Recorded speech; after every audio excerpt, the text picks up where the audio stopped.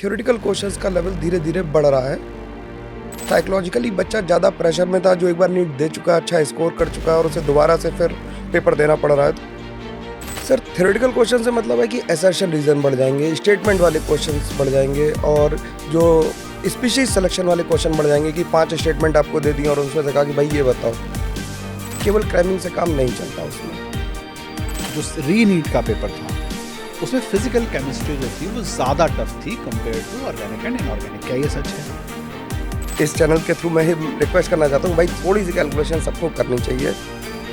Inorganic chemistry मतलब cramming. Fundamental difference है cramming और रिमेंबरिंग। तो मैं जैसा केमिस्ट्री पढ़ाता हूँ, मैं एक टॉपिक पढ़ाता हूँ जनरल इनऑर्गेनिक केमिस्ट्री। क्या ये ट्रू है कि खाली एनसीईआरटी को लाइन बाय लाइन पढ़ के 180 में से 180 नंबर लाए जा सकते हैं?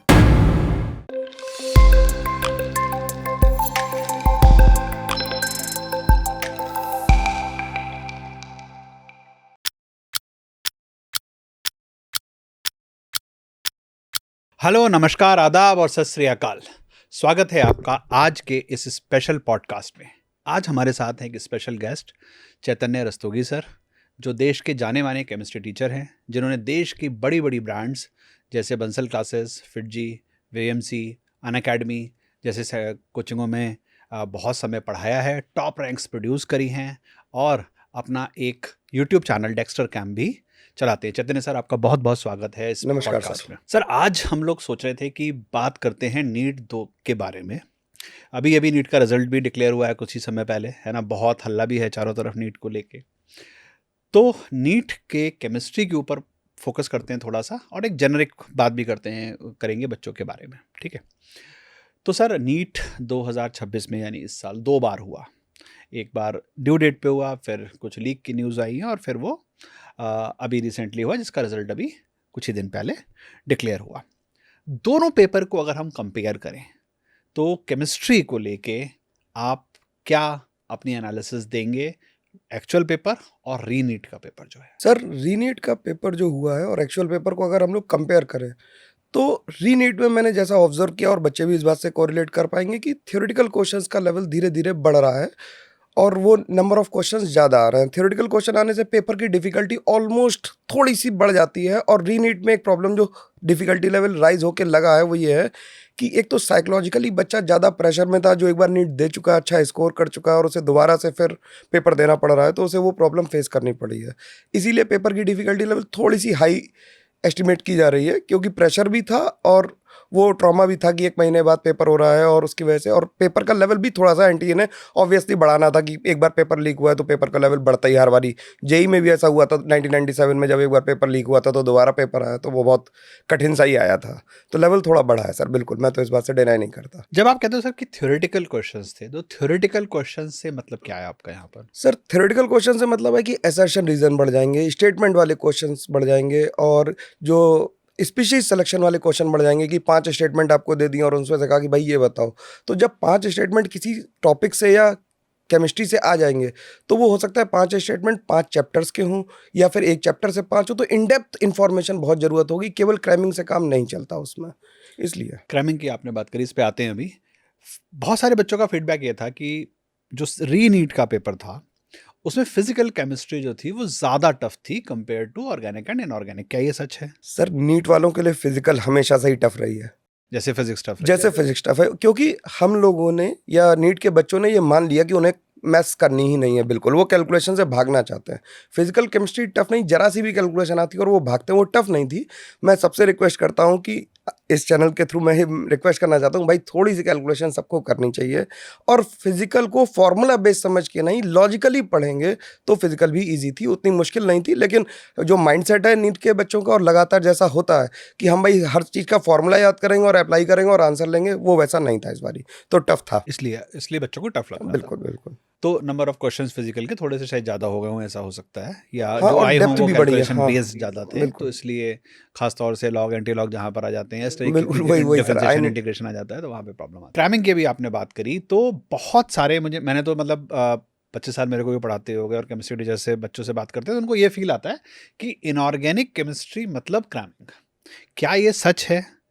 और अगर ऐसा है तो उसका क्या बेस्ट मेथड है, और ये सच नहीं है तो इनऑर्गेनिक केमिस्ट्री को कैसे पढ़ना चाहिए, क्योंकि आपके साथ मैंने बहुत पढ़ाया भी है। तो इनऑर्गेनिक केमिस्ट्री जैसे आप पढ़ाते हो तो बच्चे उसको याद कर लेते हैं, एंजॉय भी करते हैं। सर जो नोशन है, पब्लिक नोशन है केमिस्ट्री को लेके, in general, not inorganic, general notion है, वो बच्चे यही सोचते हैं कि केमिस्ट्री मतलब याद करनी है। और टीचर्स भी वैसे ही बताते हैं कि रट लो। कुछ वेब सीरीज ने भी उसे पॉपुलर कर दिया कि इनऑर्गेनिक वैसी है, उसे याद कर लो। कुछ एक्सेप्शंस होते हैं, ज़्यादा याद करनी होती नहीं है। सर देखिए, फंडामेंटल डिफरेंस है क्रैमिंग और रिमेंबरिंग में। जो बच्चा क्रैमिंग और रिमेंबरिंग में मिक्सअप कर देता है उसे प्रॉब्लम आती है। मैं कहता हूँ केमिस्ट्री इनऑर्गेनिक भी आपको रिमेंबर रखनी है, क्रैम नहीं करनी है। जब व्हेन यू से हमें क्रैम करनी है तो आप सब कुछ रटने की तरफ जाते हो और बेसिक अंडरस्टैंडिंग को भूल जाते हो। आप केमिकल बॉन्डिंग अच्छी करो, पीरियोडिक टेबल अच्छी करो, थर्मोडायनेमिक्स और इलेक्ट्रोकेमिस्ट्री, मैं अलग अलग जॉनर के टॉपिक ले रहा हूँ, इन चार को अगर आप अच्छे से करोगे तो मैं जैसा केमिस्ट्री पढ़ाता हूँ, मैं एक टॉपिक पढ़ाता हूँ जनरल इनऑर्गेनिक केमिस्ट्री। जनरली लोग पढ़ाते हैं जनरल ऑर्गेनिक केमिस्ट्री, मैं पढ़ाता हूँ जनरल इनऑर्गेनिक केमिस्ट्री। उसमें रिएक्शंस को शॉर्ट आउट किया जा सकता है, शॉर्टलिस्ट किया जा सकता है, और लगभग 90% तक इनऑर्गेनिक की रिएक्शंस इन पर्टिकुलर बहुत अच्छे से समझ में आती हैं और उन्हें बिना रटे किया जा सकता है। मतलब मेरे से पढ़ के देख लो, मैं तो सिंपल कहता हूँ यार, अगर तुम्हें ये बहुत याद करना पड़े तो फिर बेकार है, पढ़ाना लिखना सब बेकार चला गया। तो आप ज़्यादा रटना नहीं है, अच्छे से पढ़ना है, समझ के पढ़ना है। कि अगर आप रटोगे तो फिर पूरी केमिस्ट्री, फिर ऑर्गेनिक तो और ज़्यादा कमरसम हो जाती है रटने के पॉइंट ऑफ व्यू से। तो बेसिकली बात यही है कि साइंस है, केमिस्ट्री भी साइंस है, और बिल्कुल साइंस साइंस की तरह ही पढ़ी जाएगी, हमेशा समझ के पढ़ी जाएगी। जिन लोगों को हो सकता है थोड़ी बोरिंग लगती हो या उसको नहीं समझ पाते हो कि बेसिक्स कैसे उसके हैं, तो वो लोग शायद ये ऐसा बोल देते हैं कि बिना सोचे समझे रट लो। जबकि उसको भी, जितना मैंने भी टॉप रैंक वालों से इंटरेक्ट किया है, तो उनका सभी का ये है कि समझ के आराम से उसको याद रखा जा सकता है। और पीरियोडिक रिविजन्स तो होते ही रहते हैं टेस्ट वेस्ट के थ्रू, राइट। पिछले 5 साल में अगर हम नीट के पेपर का एवोल्यूशन देखें तो कैसा दिखता है आपको ओवरऑल, और ख़ासतौर से केमिस्ट्री को लेके? सर, अगर पिछले 5 साल में खासकर 2024 के पेपर को अगर हम लोग देखें, जो टफ आ गया था जिसमें, और 25 में फिजिक्स का पेपर टफ आया, तो जो टफनेस बढ़ रही है धीरे धीरे, वो अब नीट क्या हो रहा है कि पहले नीट जो था वो बहुत ज़्यादा क्रैमिंग बेस्ड था कि आप कोई भी फॉर्मूला लगाएंगे और आंसर आ जाएगा। अब वो अंडरस्टैंडिंग लेवल पे धीरे धीरे पुश कर रहे हैं पेपर को। तो जब भी अंडरस्टैंडिंग लेवल पे पेपर पुश होगा तो स्पीड अपने आप डाउन आ जाएगी और आपको सवालों को डीप अंडरस्टैंडिंग के थ्रू करना होगा। तो आप रट के काम नहीं चला सकते। अब आपको सब्जेक्ट को प्यार डेवलप करना पड़ेगा, फिजिक्स केमिस्ट्री को भी साइंस की तरह से देखना पड़ेगा। बायो की तरह से बहुत रट के नहीं जा सकते, आपको बहुत पढ़ के ही जाना पड़ेगा। समझ, मैं बायो की बुराई नहीं कर रहा हूँ किसी भी की, बायो रटनी पड़ती है, लेकिन हाँ, बायो के रिस्पेक्ट में फिजिक्स और केमिस्ट्री को आपको ज़्यादा डीप अंडरस्टैंडिंग पे समझना पड़ेगा, तब जाके पेपर आपसे अब सॉल्व होगा। केवल कोर क्रैमिंग से या आपने कुछ फॉर्मूले याद कर लिए या हम सारे ये ट्रिक्स याद ट्रिक्स कर याद ली कर ली, ट्रिक से पेपर अब नहीं ट्रिक्स होगा। से तो हमेशा बिल्कुल, कोई अब पेपर ट्रिक से नहीं नहीं हुआ होगा आज तक, पेपर। राइट। तो अभी आपने स्पीड की बात करी, इस पे भी हम लोग लौटेंगे। ऐसा माना जाता है कि केमिस्ट्री और बायो मोस्टली एनसीईआरटी बाइबल है। क्या आज के सिनेरियो में लास्ट के कुछ साल अगर हम देखते हैं, यानी 2027 को हम ध्यान में रखें, या 26 को, 25 को, 24 को, क्या ये ट्रू है कि खाली एनसीईआरटी को लाइन बाय लाइन पढ़ के 180 में से 180 नंबर लाए जा सकते हैं? इसका सीधा जवाब तो नो है। केवल एनसीईआरटी पढ़ के स्कोर 180। कंट्रोवर्शियल क्वेश्चन है हाँ ये। सर, केवल एनसीईआरटी पढ़ के जो लोग कह रहे हैं और जो टॉपर्स भी कह रहे हैं, उन्होंने भी एनसीईआरटी केवल नहीं पढ़ी है। वो उस बच्चों को बताने के लिए कि एनसीईआरटी पढ़ने से हो जाता है। एनसीईआरटी पढ़नी है, मस्ट है वो, लेकिन केवल एनसीईआरटी पढ़नी है वो सही नहीं है। आपको एनसीईआरटी के साथ एक्स्ट्रा क्वेश्चंस करने पड़ेंगे, एक्स्ट्रा कंसेप्ट भी सीखने पड़ेंगे। रीड नीट का 2026 का पेपर आप देख लो, उसमें 5 सवाल मैं ऐसे दिखा दूंगा जो एनसीईआरटी में कहीं नहीं लिखे हैं। आपको पढ़ने ही पड़ेंगे, किसी टीचर से, किसी अच्छे मेंटोर से पढ़ने पड़ेंगे, तभी आपकी अंडरस्टैंडिंग डेवलप होगी और तभी आप सवाल लगा पाएंगे। जब पेपर एप्लीकेशन बेस्ड, मैं बार बार ये कह रहा हूँ, जब पेपर एप्लीकेशन बेस्ड होगा तो केवल लाइंस पढ़ने से काम नहीं चलेगा। एनसीईआरटी स्टिल आई से कि वो बाइबल है, लेकिन वो पेपर में वेटेज उसका 50-50 ही माना जाए, क्योंकि 50% एप्लीकेशन बेस्ड क्वेश्चन आएंगे जिन्हें आपको अपनी मेधा शक्ति से लगाना पड़ेगा, उसे बैठ के उसके लिए रिगर आपको करना पड़ेगा, बुक सॉल्व करनी पड़ेंगी, पेपर लगाने पड़ेंगे, मॉक टेस्ट देने पड़ेंगे, सब कुछ करना पड़ेगा, तभी होगा। तो लाइंस तो पढ़नी है, साइड में बिटवीन द लाइंस बिल्कुल, भी पढ़ना बिटवीन द है, लाइन्स ही भी पढ़ना है, पढ़ना बिल्कुल है, ठीक जिसके बात है। लिए आपको कोई भी और एक्सटर्नल सपोर्ट की ज़रूरत हो सकती है, चाहे वो किताब हो, चाहे वो टीचर हो, चाहे वो कोई यूट्यूब चैनल हो, या कोई और पढ़ने का प्लेटफॉर्म हो। बिल्कुल सर। नीट में 180 में से 180 नंबर लाने की क्या रेसिपी होगी? सर, नीट में 180 में से 180 नंबर बच्चे ये एक ट्रैप में फँसते हैं हमेशा कि सर थ्योरी ख़त्म हो जाएगी, तब मेरा सिलेबस ख़त्म होगा, तब हम पेपर देना शुरू करेंगे। और लोग मॉक देते ही नहीं। मैं बहुत सारे बच्चों से बात करता हूँ कि सर मैंने अभी तक मॉक नहीं दिया। मैं मई में बैठा हूँ, अभी 3 दिन बचे हैं पेपर में, मैंने एक भी मॉक नहीं दिया है। और जब मॉक नहीं दिया तो तुमने जज ही नहीं किया कि तुम्हें क्या आता है। इट्स लाइक कि आपने गाड़ी चलाने की थ्योरी पढ़ ली है और कहा मैंने गाड़ी चलाई नहीं लेकिन सीधे रेस में चलाऊँगा जाके, तो वो गलती करते हैं। 180 में 180 नंबर लाने का तरीका है कि आपको मॉक देने हैं। और जब मैं ये कह रहा हूँ कि आपको मॉक देने हैं, तो मॉक केवल देने से नहीं होता है। मॉक को एनालिसिस भी करनी होती है। बिना एनालिसिस के मॉक देने का मतलब है वो आपने वो पेपर वेस्ट ही कर दिया। आपके नंबर कुछ भी आ रहे हों अभी, लेट्स से कि आप नवंबर में हैं और आपने नवंबर में पेपर दिया और आपके 100 नंबर आए 180 में से। आप ये तय करिए कि आप 50 मार्क्स देंगे, 30 मार्क्स देंगे, 40 मार्क्स देंगे, अपने टाइम फ्रेम के हिसाब से, जो भी आपके पास अवेलेबिलिटी हो, कि आप 12th में हो या ड्रॉपर हो, आप जो भी कुछ हो। और हर पेपर में मेरी इतनी सबसे गुजारिश है कि केवल एक क्वेश्चन इंप्रूव करना है बस। केवल एक क्वेश्चन आप इंप्रूव करो, आप तो अगले 40 30 मार्क्स मॉक में में 30 30 क्वेश्चन क्वेश्चन इंप्रूव हो इंप्रूव हो जाएंगे, गए। आपके नंबर अपने आप 180 प्लस 180 तक बिल्कुल पहुंच जाएंगे।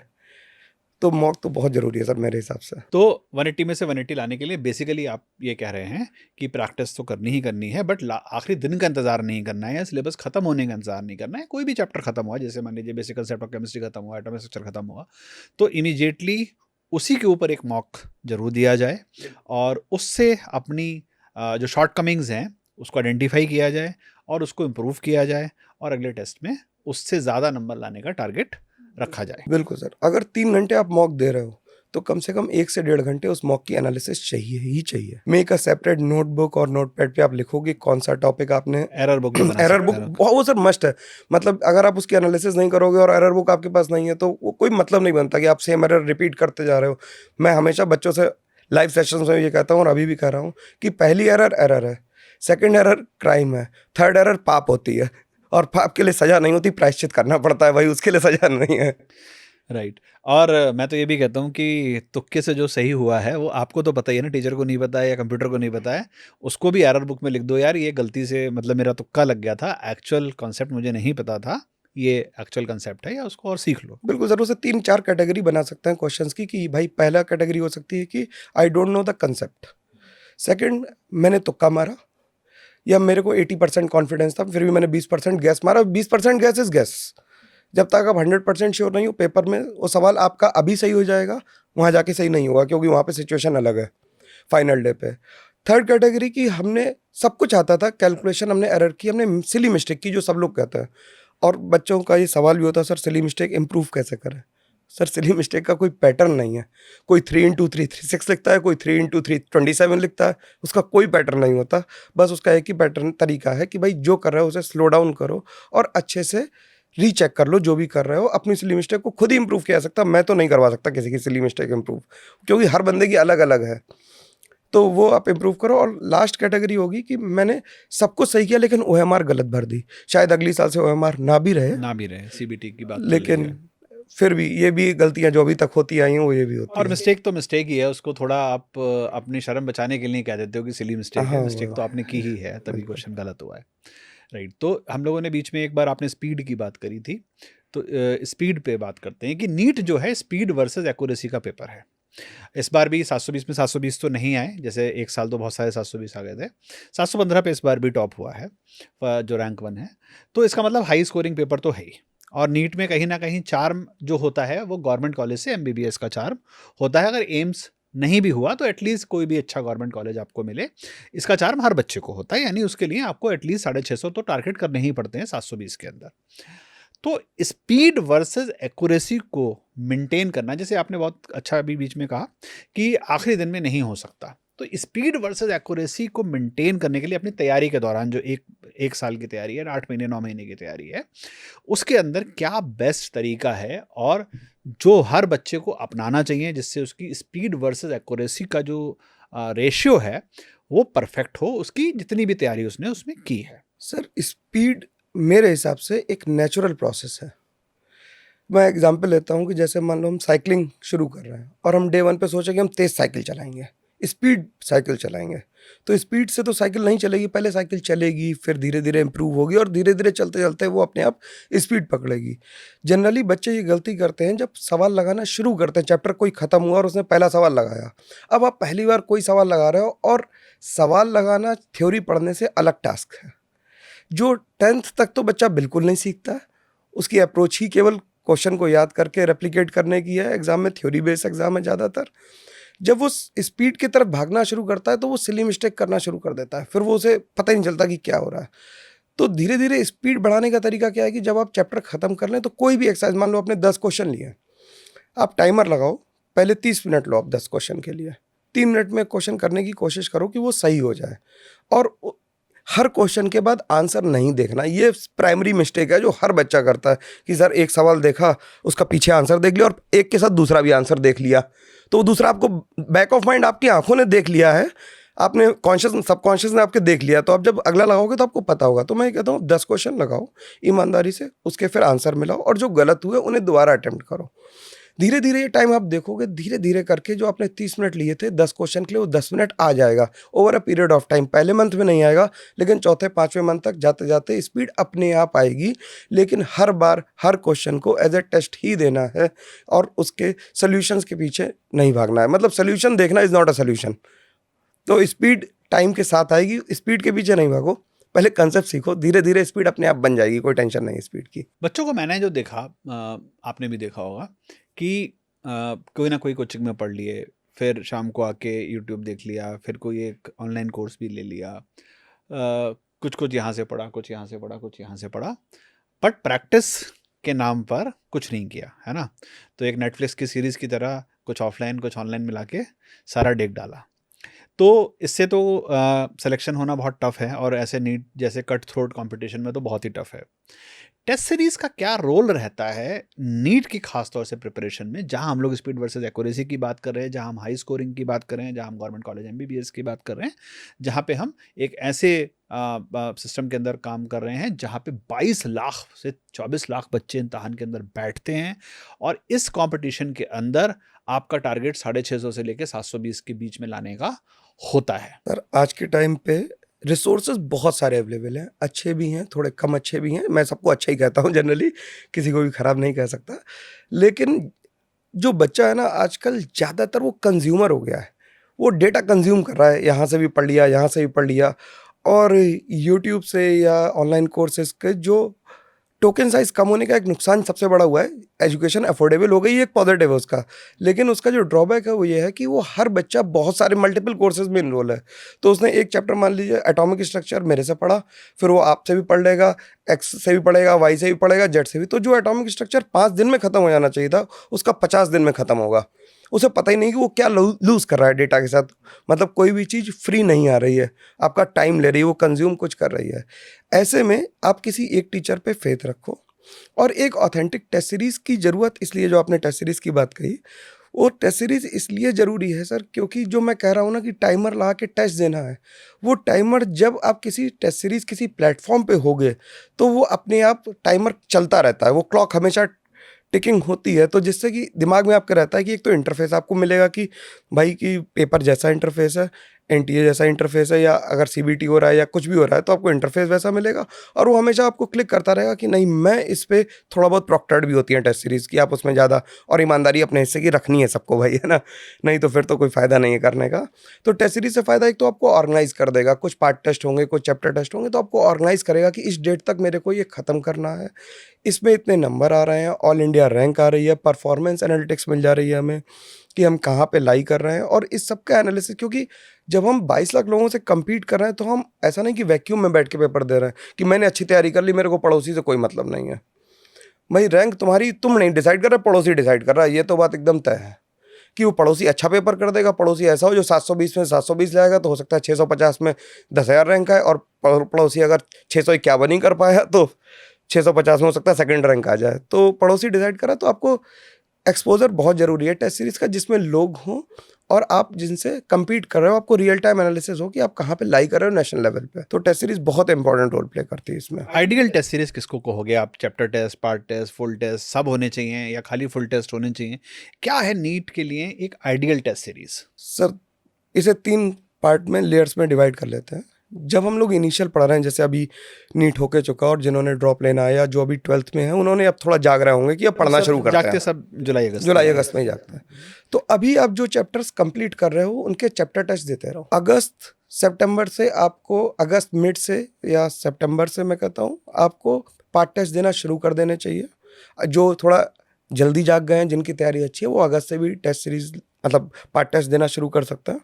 पार्ट टेस्ट देके फिर से एनालिटिक्स हर की सबकी ज़रूरी है, और पार्ट टेस्ट भी ऐसे नहीं होने चाहिए जो रैंडम हो। सर टेस्ट सीरीज मैंने बहुत सारे देखी है, उसमें होता क्या है कि एक टॉपिक ले लिया उन्होंने एटॉमिक स्ट्रक्चर, दूसरा लिया रेडॉक्स रिएक्शन, तीसरा है ऑर्गेनिक का जीओसी ले लिया, और फिर इनऑर्गेनिक। बच्चा कंफ्यूज है कि उसमें कोई कोरिलेशन नहीं है। केमिस्ट्री, फिजिक्स या बायो कुछ भी है कि आप एक चेन की तरह पढ़ोगे तो आपके दिमाग में सेटल डाउन आसानी से होगी।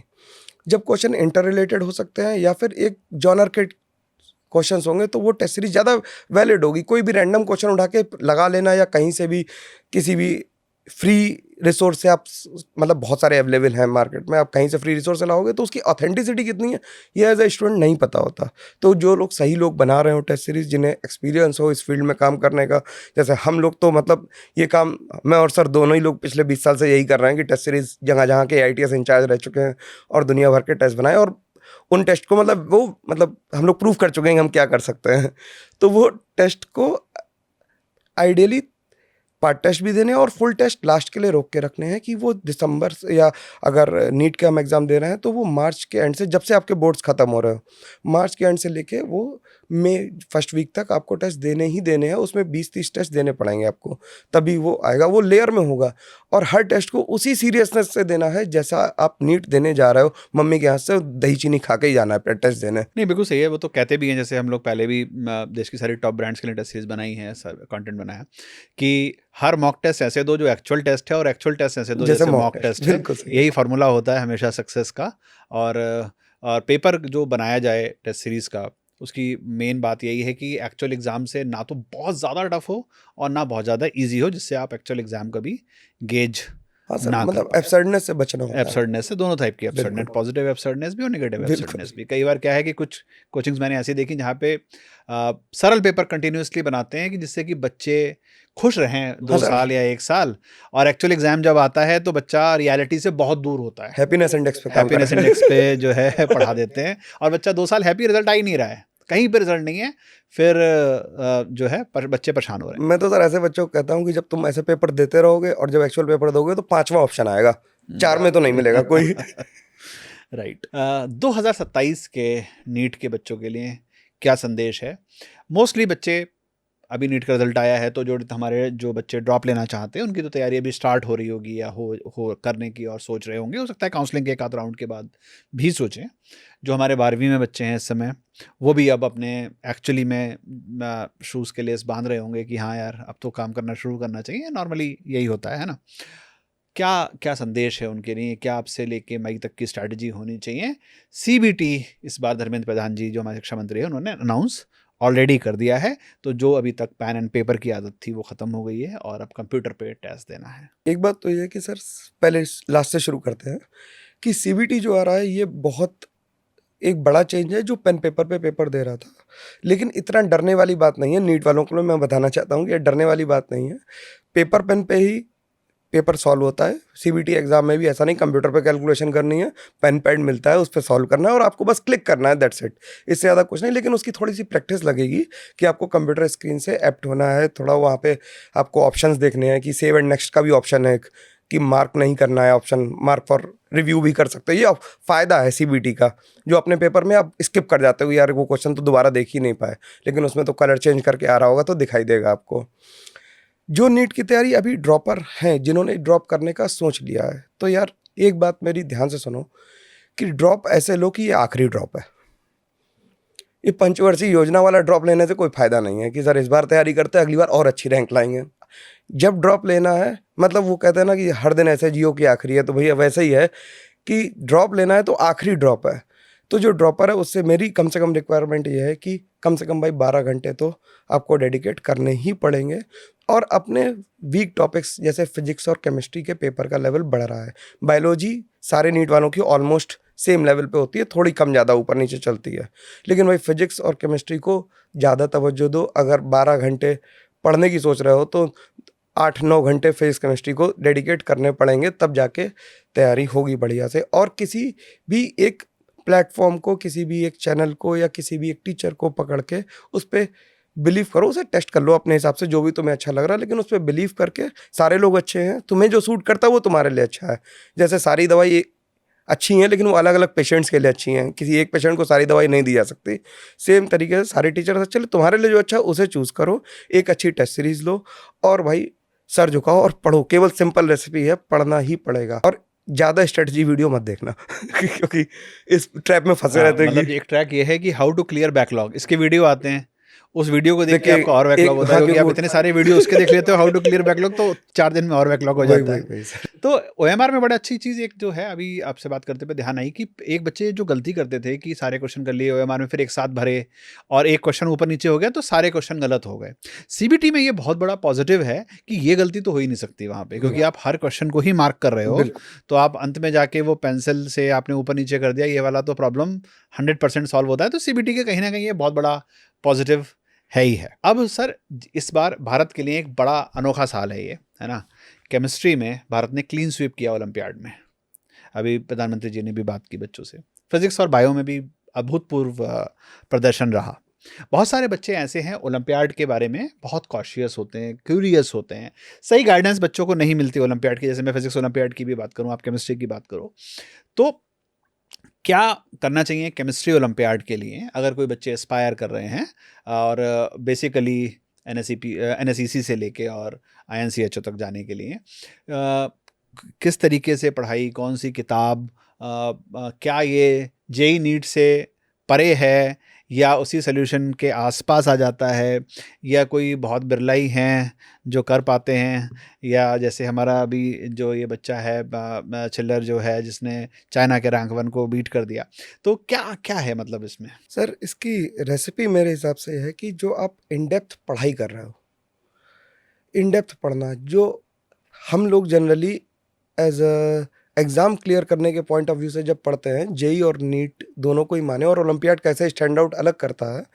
उसमें फंडामेंटल डिफरेंस ये है कि जेई और नीट जो चाहता है और जो ओलंपियाड चाहता है, उसके क्वेश्चंस के फ्रेमिंग में डिफरेंस है। ओलंपियाड आपके थिंकिंग प्रोवोकिंग क्वेश्चन पूछता है, वो आंसर आपसे एग्जैक्ट नहीं चाहता, क्योंकि सब्जेक्टिव भी है, आपको लिखना भी है, तो वो आपसे प्रोसेस भी जानना चाहता है कि आप वहाँ तक पहुँचे कैसे।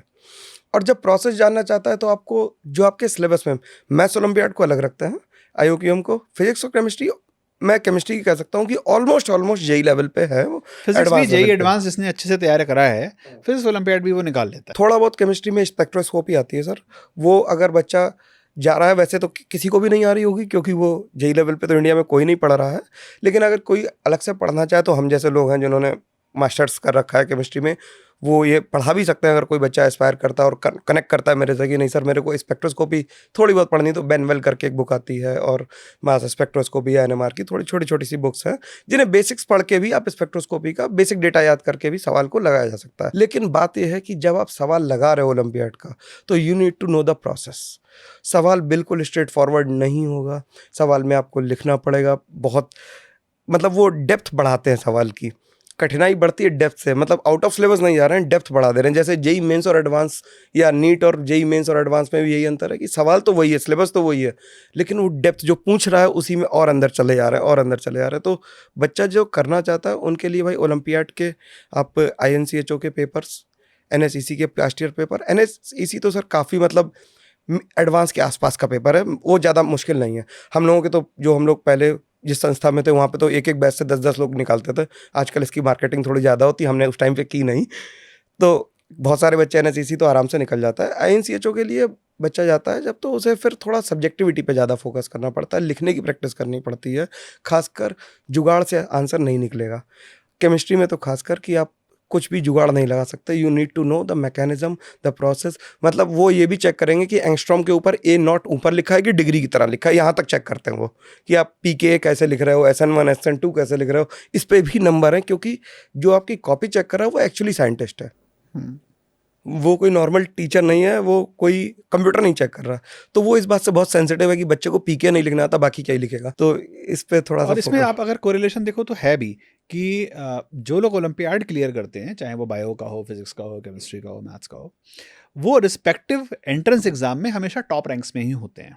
उसका रीज़न सिंपल है, जैसे आपने कहा कि सब्जेक्ट को इतना अच्छे से समझा हुआ है कि वहाँ शॉर्ट ट्रिक कोई है ही नहीं, कोई तुक्का है ही नहीं। तो जब आप सब्जेक्ट को बहुत डीपली पढ़ लेते हो, अच्छे से पढ़ लेते हो, तो ओलंपियाड हो या रियल लाइफ प्रॉब्लम जब आगे जाके आप इंजीनियरिंग में या मेडिकल में सॉल्व करते हो, तभी आपकी वो जो अप्रोच जो फ्रॉम द बेसिक्स होती है, वही आदमी ज़्यादा सक्सेसफुल भी दिखाई देता है। लाइफ में सर जेईई और नीट की तैयारी में बच्चों से यही कहता हूँ, ये 2 साल 3 साल 4 साल जो भी तुम कर रहे हो, ये लाइफ में काम आएगी। जेईई तो एक पड़ाव है या नीट एक पड़ाव है, पेपर दिया और आप पहुंच गए।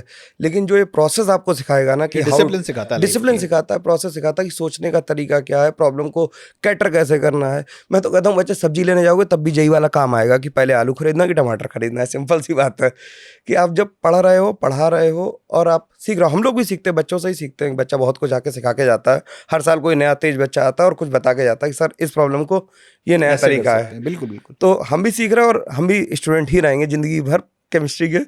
और आप भी रहो और पढ़ते रहो बस, और शॉर्ट ट्रिक्स पे बिलीव मत करो, चाहे कोई भी पेपर दो। मेरा तो सिंपल ऐसा ही कहना है हमेशा। तो बस इसको कंक्लूड करते हैं सर। एक लास्ट संदेश जो हम बच्चों को देना चाहें, चाहे वो जेईई की तैयारी कर रहे हो या वो नीट की तैयारी कर रहे हो या सीयूईटी की कर रहे हो, किसी की भी कर रहे हो, इस पे मैं और आप मिलके क्या संदेश दे सकते हैं? मेरी तरफ से संदेश ये है कि कोई भी एग्ज़ाम चाहे जेईई हो, नीट हो, आईएएस हो, सीयूईटी हो, कुछ भी हो, लाइफ से बड़ा नहीं है। तो कभी भी जो है इतना प्रेशर क्रिएट ना करें अपने ऊपर, जहाँ पे आप जो है स्ट्रेसफुल हो जाएं और जीवन से आपका मोह खत्म हो जाए। आपका सर क्या है इसमें पॉइंट? बहुत सारा आपने बहुत ही अच्छी बात कही। जब भी कुछ ऐसी अनप्लीजिंग न्यूज़ आती है तो सर बहुत मतलब अंदर से दिल दुखता है कि सर कुछ तो शायद as a coaching teacher, as a YouTube teacher, थोड़ा सा रोल हमारा भी था। शायद हमें उससे बात कर लेनी थी। बहुत अच्छी बात कही। मुझे एक लगता है पेरेंट्स से भी बात करनी पेरेंट्स से ही बात करनी चाहिए। और ये अगर ये पॉडकास्ट पेरेंट्स तक पहुंच रहा है तो वो कमेंट करके जरूर मेरे को बताना कि आपने बच्चे से अपने ये कब पूछा कि उसने खाना कितने अच्छे से खाया। पढ़ाई के बारे में हर बार नहीं पूछना होता, बच्चे से जेनरिक बात भी करनी है। उसकी लाइफ के बारे में आप पूछो उससे। और बच्चों यार, सर ने बहुत अच्छा कहा कि आपकी लाइफ से ऊपर कुछ नहीं है। पेपर एक केवल एक माइलस्टोन ऐसा है कि जो आपको एक अच्छी जगह ले जाएगा, लेकिन हमेशा आईआईटी या नीट या यूपीएससी कोई भी एग्जाम आपको लाइफ में सक्सेसफुल होने की गारंटी नहीं देता। इसलिए पेपर को लोड लो, पढ़ने का लोड लो, ना कि पेपर के पास होने का लोड लो। तो रिलैक्स होकर पेपर दो। जितना सर ने कहा ना कि एक्चुअल पेपर को मॉक की तरह दोगे तभी मजा आए जीवन में। और मैंने ऐसे लोग देखे हैं सर, वही अच्छा कर रहे हैं जो बिल्कुल रिलैक्स है पेपर के देने के लिए। तो हम लोग पेपर, जब साथ में बैच लेते थे तो आपको ध्यान होगा 1-2 बच्चे थे जो बिल्कुल एवरेज थे और फाइनली कितना हाँ अच्छा बिल्कुल सर, वो तो परफॉर्म किया। मतलब नाम भी उनका ले सकता हूँ, तो हाँ, अभी भी कॉन्टेक्ट में है सब लोग। हाँ, सारे लोग। लेकिन वो रिलैक्स रहो बस। मेरा तो एक ही है कि हमेशा रिलैक्स रहो सब्जेक्ट पढ़ते समय। मैं एक और लाइन जो हमेशा कहता हूँ कि जब आप पढ़ रहे हो तो think you are most dumb person on earth. जब आप पढ़ रहे हो तो you need to work hard, और जब एग्जाम दो तो ये सोचो you are the smartest person on earth. तो आपको किसी को चीट करने का, किसी को इधर उधर देखने का मन ही नहीं करेगा। और रिजल्ट ऊपर वाले पे छोड़ दो, जो आपने किया वही आना, उसकी चिंता क्या करनी है। तो सर बहुत अच्छा लगा बात करके। मुझे लगता है बच्चों को शायद बहुत बेनिफिट होना चाहिए अगर वो इसको फॉलो करते हैं। सारी बातें जो हम लोगों के 50 साल के कंबाइंड एक्सपीरियंस से कह सकते हैं, हमने बच्चों के साथ शेयर करने की कोशिश करी। तो सारे ही जो स्टूडेंट्स हैं जो देख रहे हैं इस पॉडकास्ट को या इस रील्स या शॉर्ट को, तो आपके 2027 के एग्ज़ाम्स के लिए आपको बहुत सारी शुभकामनाएं। और बने रहिए हमारे साथ ऐसे ही इंटरेस्टिंग डिस्कशंस के लिए जो रैंक्स सब्जेक्ट्स के ऊपर होते रहेंगे। Thank you sir for thank you being sir. With us. एक सर लास्ट में ऐड ऑन कर बिल्कुल। देता हूँ कि जो भी आपको डाउट हो, जैसे हम लोगों ने बहुत सारी बातें डिस्कस करी हैं और लगभग हर हाँ, मुद्दे पे बात की है, लेकिन कुछ बातें अभी भी छूट गई होंगी जो आपकी प्रॉब्लम्स होंगी अभी भी। तो उन प्रॉब्लम को प्लीज़ कमेंट में लिखो। हम लोग उस पर भी आगे सीरीज करने की कोशिश करेंगे, फिर बात करेंगे उस पर। और आपकी प्रॉब्लम्स को सॉल्व करने की अपनी तरफ से भरसक कोशिश करेंगे कि आप तक हमारी बात पहुँच जाए और आपकी प्रॉब्लम सॉल्व हो जाए। और आपकी कोई भी प्रॉब्लम ऐसी नहीं जो बिल्कुल नहीं है। बिल्कुल सही बात है, क्योंकि वो किसी ना किसी बच्चे की हमेशा वो प्रॉब्लम रहती है। तो सर बहुत बहुत धन्यवाद। इसको यहीं पे विराम देते हैं। मिलते हैं नेक्स्ट पॉडकास्ट में। बने रहिए हमारे साथ। चैनल को लाइक करिए, सब्सक्राइब करिए और शेयर करिए।